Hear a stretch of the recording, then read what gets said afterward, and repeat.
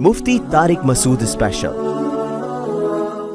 मुफ्ती साहब, फहोश वीडियोस की आदत छोड़ने का कोई सही तरीका बता दीजिए। जावेद पटेल, इंडिया से। मैं 3 बच्चों की शादी एक साथ कर रहा हूँ। लोग कहते हैं कि 3 शादियाँ एक साथ नहीं करनी चाहिए, तलाक हो जाती है। इस्लाम में इसकी क्या हकीकत है? रहनुमाई फरमाएं। कोई हकीकत नहीं है, अलबत्ता बाज़ बड़ों ने तजर्बों से एक बात, यानी कुछ तजर्बे होते हैं ना, उससे एक बात है कि भाई 2 बेटों की शादी जब एक साथ होती है ना, तो उसमें होता ही है कि 2 बहुएं एक साथ घर में आती हैं। तो अब ज़ाहिर है दोनों में एक जैसी खासियत नहीं होती, कि एक में कुछ ख़ास खूबियाँ होंगी जो दूसरी में नहीं है। तो फिर क्या होता है, लोग कंपेयर करना शुरू कर देते हैं ख़ानदान वाले। अच्छा ये देखो, ये तो ये भी करती है, ये नहीं करती, ये तो ऐसी अच्छी है, ये ऐसी अच्छी नहीं है, इसके तो अखलाक कितने अच्छे हैं, ये तो उसने जवाब दिया था। तो एक साथ दोनों बहुएं जब घर में आती हैं ना, तो इस तरह मुकाबला बहुत होता है, उसके फिर फसादात सामने आना शुरू होते हैं। क्योंकि कहीं भी 2 लोग एक जैसे 100% नहीं होते। थोड़ा वक्फे से जब होती है शादी, तो पुरानी वाली को थोड़ा भूल जाते हैं लोग और फिर नई वाली को फोकस कर रहे होते हैं। तो शरई मसला नहीं है, बड़े बूढ़ों ने, बुज़ुर्गों ने, बुज़ुर्ग औरतों ने ये तजर्बों से ये चीज़ देखी है कि भाई 2 एक साथ बहुएं जब आती हैं तो कंपेयर किया जाता है। लेकिन 3 जब आ जाएं तो मेरा ख्याल है फिर इतना नहीं होता, मुकाबले 2 में चलते हैं, 3 में इतना नहीं होता मसला। ये तजर्बे की बात है, इसका शरीयत से ताल्लुक़ नहीं है। तो इसी तरह 2 बेटियों की शादी जब एक साथ होती है एक ही दिन में 2 बेटियां रुखसत, तो 2 दामाद वो भी बिल्कुल एक जैसे नहीं होते। तो उसमें फिर एक जो ज़रा कम क्वालिटी का दामाद होगा तो उसकी बुराइयां फिर शुरू हो जाती हैं।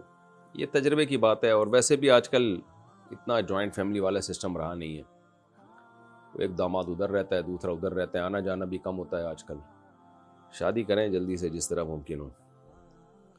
बाकी 2 बेटों की एक साथ शादी और 2 बहुएं एक ही घर में आ रही हो जॉइंट फैमिली में, उसमें थोड़े मसाइल का खतरा होता है, इस लिहाज से जो मैंने आपको बताया कि लोग फिर कंपेयर कर रहे होते हैं।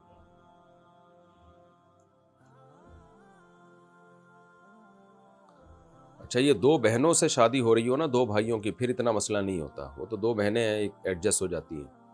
बहरहाल, क्या बीवी तलाक दे सकती है? नहीं भाई, बीवी तलाक दे नहीं सकती। औ बियदिही उक़दतुन निकाह, अल्लाह ने निकाह में हाँ करने का इख्तियार तो बीवी को दिया है, वापसी का बीवी को इख्तियार नहीं दिया। ये मसला मैं बार बार बयान कर चुका हूँ। वापस शौहर तलाक देगा तो निकाह ख़त्म होगा, अदरवाइज़ निकाह ख़त्म नहीं होगा। और खुला में भी एक एग्रीमेंट है, जब तक शौहर उस राज़ी नहीं होगा तो भी खुला नहीं होगा। तो ये भी खूब अच्छी तरह समझ लें। हाँ, शौहर अगर जुल्म कर रहा है और उस नौइयत का जुल्म कर रहा है जिसमें शरीयत ने जज को ये इख्तियार दिया कि वो निकाह ख़त्म कर सकता है, तो औरत अगर इस नौइयत का जुल्म साबित कर दे अदालत में, जैसे बेसिक नान नफ़क़ा ही नहीं दे रहा, वो कुदरत भी है, कमा भी सकता है, फिर भी नहीं दे रहा, तो ये तो ज़िद्दी है, हट धर्म है। निकाह हो गया, रुखसती पे आमादा ही नहीं हो रहा, उसको रुखसती का इख्तियार भी है, यानी ताकत है उसको, उसके पास बीवी को बुला सकता है, नहीं बुला रहा, लटका के छोड़ दिया उसने, तो भाई फिर औरत कोर्ट में केस करेगी कि भाई या तो मुझे रखो, मैं रहने के लिए तैयार हूँ। वो ये नहीं कहेगी मुझे अलग चाहिए ना, जुल्म मुझ पर हो रहा है कि शौहर मुझे साथ रखने के लिए तैयार नहीं है, तो उसको या तो आमादा करें, रखे अपने साथ, नहीं रखता तो फिर मुझे छोड़े। फिर भी शौहर आमादा ना हो, ना रखने के लिए ना छोड़ने के लिए, तो फिर कोर्ट निकाह ख़त्म कर सकती है। तो कुछ मखसूस अनवा के जुल्म है, वो जुल्म अगर औरत साबित कर दे तो फिर उसमें भी ऐसा नहीं है कि जज एकदम ठक करके निकाह ख़त्म कर दे, उसमें भी एक शरई प्रोसेस है, उससे गुजरना पड़ेगा। तो आजकल कुछ भी नहीं हो रहा, अदालतें वालतें बस ऐसे उठा के फुला की डिग्रियाँ पकड़ा रही हैं। और बाज़ मजहबी स्कॉलर जो इल्म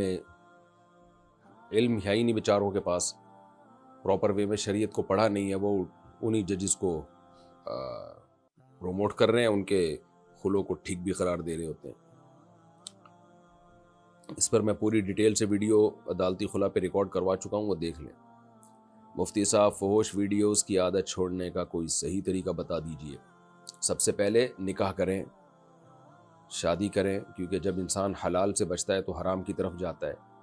और ज़्यादा शादियाँ करें, अदल करें उनके दरमियान, اللہ تعالیٰ نے مرد میں ڈیزائر زیادہ رکھی ہیں. اس زمانے میں تو زیادہ ضرورت ہے خواتین کو بھی، کیونکہ ان کو رشتے نہیں مل رہے، اور مردوں کو بھی کیونکہ ان کی شہوت کو بڑھانے والے بھڑکانے والے ذرائع بہت زیادہ ہیں، زنا کی طرف بھی بلانے والی چیزیں بہت زیادہ ہیں. تو اس لیے سب سے پہلا حل جو اللہ اس کے رسول نے بتایا، نکاح. دوسری بات یہ، بہت سے لوگ شادی کے بعد بھی نہیں چھوڑتے، یہ ٹھڑک ہوتی ہے ان میں.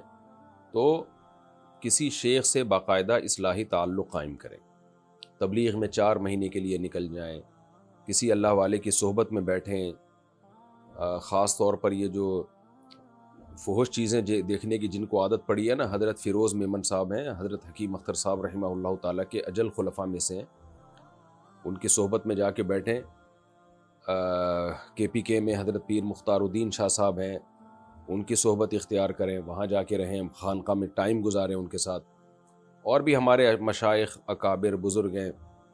جامع الرشید میں حضرت مولانا قاسم صاحب ہیں، حضرت مفتی رشید احمد صاحب رحمہ اللہ تعالیٰ کے خلیفہ، ان کے سے اصلاحی تعلق قائم کریں. میرے شیخ مرشد ہیں حضرت مفتی عبدالرحیم صاحب، لیکن ان کے پاس وقت نہیں ہے، تو وہ جو ہے، ورنہ بڑے اللہ والے بزرگ ہیں، وہ ان کی صحبت اختیار کریں. لیکن کیونکہ اب وہ زیادہ مصروف ہیں تو شاید وہ اپنے مریدوں کو، میرا خیال ہے آسانی سے وہ بیعت بھی نہیں کریں گے، کیونکہ وہ ٹائم نہیں دے پاتے تو پھر بیعت بھی نہیں کرتے. تو مولانا قاسم صاحب ہیں، فیروز میمن صاحب ہیں، یہ سارے حضرت مختار الدین شاہ صاحب ہیں، ان لوگوں کی صحبت میں، بزرگوں کی صحبت میں جا کے بیٹھیں، ٹائم گزاریں، تبلیغ میں وقت لگائیں.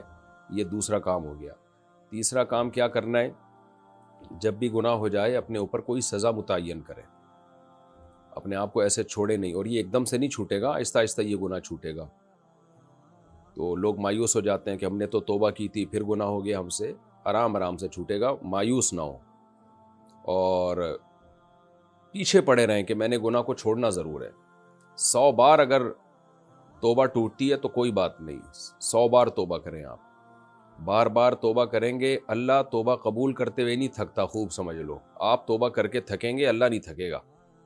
مسئلہ سارا یہ ہوتا ہے کہ انسان توبہ کرتا ہے، پھر شیطان اس سے گناہ کروا دیتا ہے، تو وہ کہتا ہے بے یار میرے بس کا نہیں ہے. او بھائی جان، آپ لڑتے رہو شیطان سے، آپ پیچھے پڑے رہو. گناہ ہو گیا توبہ کرو، اور اپنے اوپر سزا بھی متعین کریں، روزے کے ذریعے یا صدقہ خیرات کے ذریعے. وہ سزا بہت زیادہ بھی نہ ہو اور بہت ہلکی بھی نہ ہو کہ پتہ ہی نہ چلے کہ کوئی سزا دی ہے. تو صدقہ کر دیا کریں، کہ اپنے اوپر لازم نہ کریں، نہیں قسم یا اٹھا کے یا منت مان کے، وہ بڑی اور ایک مصیبت میں پھنس جائیں گے.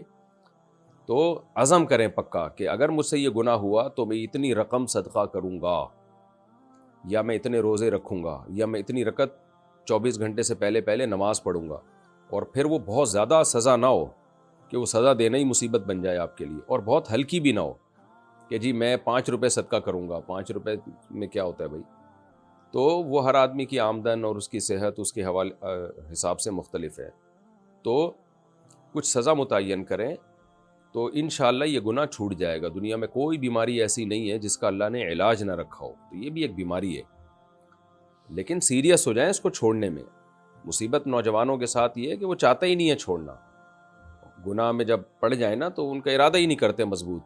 تو ارادہ کریں، اللہ کی طرف آئیں، نماز روزے میں دل لگائیں. یہ چند چیزیں ہیں جو اختیار کریں. اور پھر چوتھی بات یہ کہ جو ڈاکٹرز ہوتے ہیں نا، سائیکالوجسٹ وغیرہ، ان سے بھی رابطہ کیا جا سکتا ہے، جو صحیح میچور ڈاکٹرز ہوں.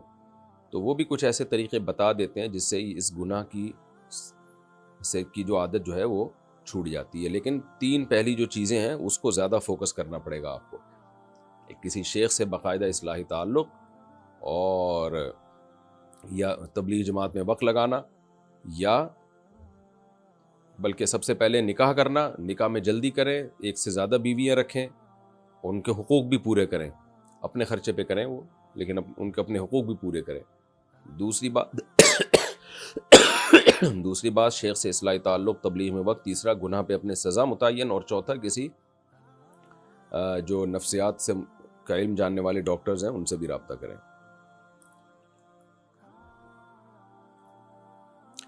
نماز میں ہاتھ ناف کے اوپر باندھنے چاہیے یا نیچے؟ خوب سمجھ لیں، نماز میں دایاں ہاتھ بائیں ہاتھ پہ رکھنا ہے، اس پر تو صحیح حدیث ہے. ہاتھ رکھنا کہاں ہے؟ سینے پہ رکھنا ہے، ناف پہ رکھنا ہے، ناف کے اوپر رکھنا ہے، ناف کے نیچے رکھنا ہے. کسی کے پاس کوئی صحیح حدیث نہیں ہے اس میں. مرفوع صحیح حدیث کی بات کر رہا ہوں، یعنی براہ راست نبی صلی اللہ علیہ وسلم سے سند متصل کے ساتھ، کوئی بے غبار حدیث کسی کے پاس بھی نہیں ہے، نہ اہل حدیث کے پاس نہ احناف کے پاس۔ تو اب اس میں آثار ہیں، آثار جو صحابہ تابعین کے ہوتے ہیں، تو اور تواتر عملی ہے، تو اس لیے جو متواتر عمل چلتا چلا آ رہا ہے جو چاروں ائمہ کے ہاں ہیں، وہ کسی نے ناف پر کہا، کسی نے ناف سے تھوڑا سا اوپر کہا، تو یہاں جو جیسے ہمارے اہل حدیث بھائی رکھتے ہیں، تو اس پر تو کوئی روایت بھی موجود نہیں اور عمل بھی موجود نہیں ہے امت کا۔ یہ ہماری رائے ہے، باقی اس مسئلے میں جھگڑے پھڈے نہ کریں۔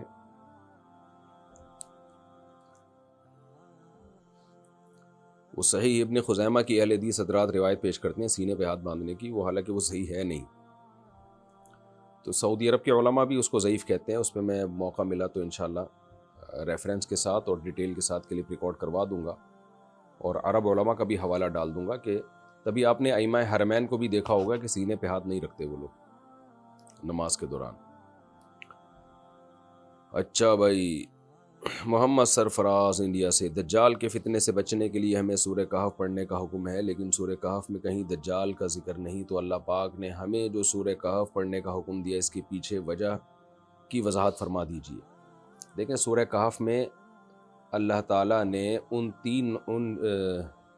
چند نوجوانوں کا ذکر کیا ہے جنہوں نے اللہ کی خاطر اپنے علاقے کو چھوڑا، اور اللہ نے ان کی کیسے غیب سے مدد کی، کہ 300 سال سے زیادہ عرصہ وہ غار میں سوتے رہے، اور اٹھ کے جب آئے تو پورے حالات چینج ہو چکے تھے۔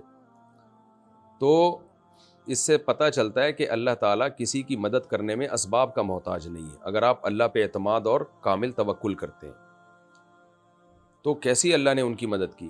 تو دجال جب آئے گا نا، تو اسباب کی دنیا میں ایسا ہی لگے گا کہ اس سے لڑنا، اس سے مقابلہ کرنا ممکن نہیں ہے، لیکن اس وقت جو لوگ دین پہ ڈٹ جائیں گے، یہ نہیں دیکھیں گے یہ پبلک کدھر کو جا رہے، پبلک تو دجال کی طرف جائے گی۔ جو پبلک ہوگی نا وہ تو دجال کو فالو کرے گی نا، اس کی طاقتیں، اس کی قدرتیں دیکھ کر جو اللہ نے اس کو دی ہوں گی، متاثر ہوگی اس سے۔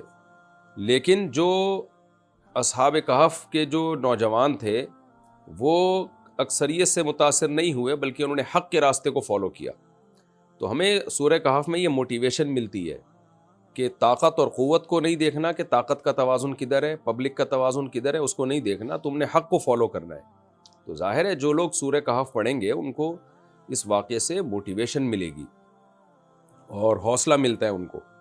تو دوسری بات، اسی صورت میں یعنی ان کو پھر اللہ توفیق دیں گے کہ بھئی یہ حوصلہ دجال کے وقت میں بھی تمہیں ملے گا۔ دوسرا، اس میں اللہ نے حضرت ذوالقرنین کا واقعہ بیان کیا ہے کہ کیسے انہوں نے مشرق، مغرب، شمال، جنوب میں اللہ کے دین کو غالب کیا، اور اللہ نے کیسے ان کی مدد کی۔ ایسی ایسی قوموں کے پاس گئے جن کی زبانیں بھی نہیں جانتے تھے، تو وہاں بھی جا کے انہوں نے اسلام کو دنیا میں غالب کیا۔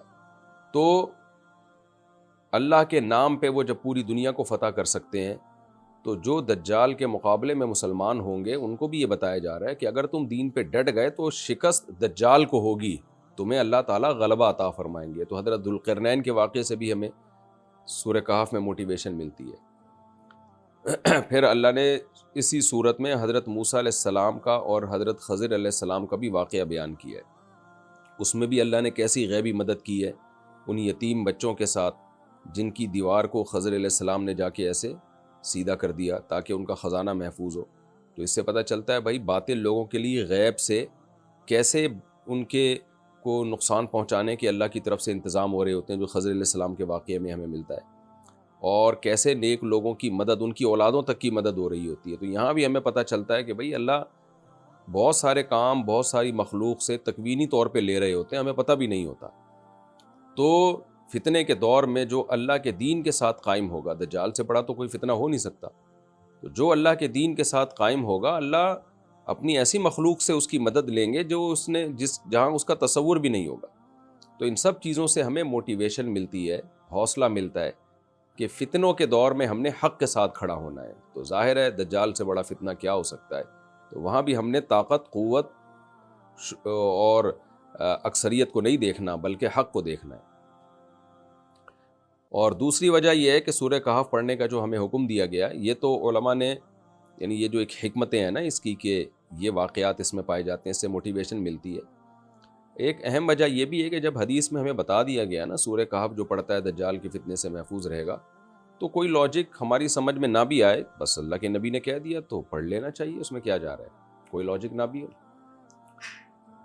آپ صلی اللہ علیہ وسلم کو جب ہم نے مان لیا میسنجر آف گاڈ ہیں، جو آپ جو کہہ رہے ہیں وہ اللہ کی طرف سے ہیں، آپ کے اپنی طرف سے کچھ بھی نہیں ہے، تو بس اللہ نے ہمیں کہہ دیا کہ میں دجال کو بھیجوں گا تو اس سے کے فتنے سے بچنے کے لیے سورہ کہف کی تلاوت کرو۔ لیکن یہ خوب سمجھ لیں، قرآن و سنت صحیح ہمیں پتہ چلتا ہے کہ فتنوں سے بچنے کے لیے جو سب سے زیادہ امپورٹنٹ چیز ہے وہ اپنے عمل، ایمان اور عمل کی حفاظت ہے۔ خوب سمجھ لیں، اعمال کے بغیر کچھ بھی نہیں ہے۔ یہ ایسے ہی ہے جیسے ہمیں بتایا جاتا ہے کہ عذاب قبر سے بچنے کے لیے سورہ ملک ہے، تو اس کا یہ مطلب نہیں کہ آپ کبیرہ گناہ کرنا شروع کر دیں اور صرف سورہ ملک پڑھ لیا کریں آپ، کیونکہ سورہ ملک میں ہی اللہ نے ہمیں گناہوں سے بچنے کا حکم دیا ہے۔ تو سب سے پہلے جس چیز کو اسلام نے فوکس کیا ہے وہ ہے اعمال، خوب سمجھ لو۔ تو آج کل کیا ہوتا ہے، 27ویں رات کو مر گئے تو جنت میں، بھائی پہلے اعمال ہیں، اس کے بعد 27ویں رات کو موت ہونا بھی ایک فضیلت کی چیز ہے، جمعے کے دن موت ہونا بھی ایک فضیلت کی چیز ہے، لیکن سب سے پہلے عمل ہے، عمل، سب سے پہلے عمل کے بارے میں سوال ہوگا۔ تو دجال کے فتنے سے بھی اگر کوئی سورہ کہف پڑھتا ہے لیکن کبیرہ گناہوں میں صبح و شام مبتلا ہے تو اس کے لیے فتنے سے بچنا بڑا مشکل ہوگا۔ لیکن کوئی گناہوں سے بچنے کی کوشش کرتا ہے اور سورہ کہف نہیں بھی پڑھتا، اس کے فتنے سے بچنے کا زیادہ امید ہے ہمیں، شریعت سے ہی پتہ چلتا ہے۔ ہاں کوئی نیک اعمال بھی کرتا ہے، یعنی برائیوں سے بچتا بھی ہے، سورہ کہف بھی پڑھ لیتا ہے، تو تھوڑی موٹی جو اعمال میں کوتاہی ہوگی تو سورہ کہف کے ذریعے، ہاں کوئی آدمی گناہوں سے بچتا ہو اور سورہ کہف بھی پڑھتا ہو تو پھر اگر کبھی گناہوں یعنی اعمال میں کوئی کمی کوتاہی ہو گئی تو سورہ کہف سے اس کی انشاءاللہ تلافی ہو جائے گی اور اللہ اس کو دجال کے فتنے سے محفوظ رکھیں گے۔ یہ مطلب ہے حدیث کا۔ خلاصہ یہی نکلا کہ سب سے پہلے اعمال، اس کے بعد پھر یہ جو وظائف ہیں جو نبی صلی اللہ علیہ وسلم نے ہمیں بتائے ہیں، کیونکہ اعمال کو خود نبی صلی اللہ علیہ وسلم کی تعلیمات ہی میں زیادہ ویلیو دی گئی ہے۔ نکاح میں ولیمے کے لیے جو بکرا ذبح ہو اس پر کسی کا عقیقہ کر سکتے ہیں؟ ہاں بالکل کر سکتے ہیں، عقیقے کی نیت سے بکرا ذبح کر دیں، مزہ آ گیا، ولیمہ بھی ہو گیا، اسی میں عقیقہ بھی ہو گیا۔ اچھا بھائی، میں نے مکمل قرآن شریف پڑھا ہے، جیسے بقرعید کا گوشت ہے نا اس میں بھی ولیمہ ہو سکتا ہے، بقرعید کا جانور ہے آپ نے اللہ کے لیے حلال کیا، اسی میں ولیمہ بھی نمٹا دیا، تو جانور تو اب حلال ہو گیا اللہ کے لیے، قربانی کے لیے، عقیقے یا بقرعید کے لیے، اب اس کے گوشت کا جو مرضی کریں تو ولیمہ میں بھی کھلا سکتے ہیں، ویسے بھی لوگوں کو کھلا سکتے ہیں۔ بہت ہوشیار ہوتے جا رہے ہیں آج کل کے مسلمان۔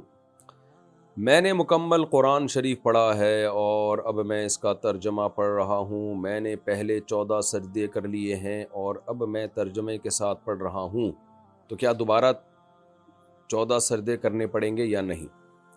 اگر سردے والی آیت کا لفظ بہ لفظ ترجمہ کرتے ہیں اور صرف پڑھتے نہیں ہیں بلکہ زبان سے ادا بھی کرتے ہیں وہ الفاظ، تو پھر راجح قول یہی ہے کہ پھر سجدہ تلاوت لازم ہو جاتا ہے۔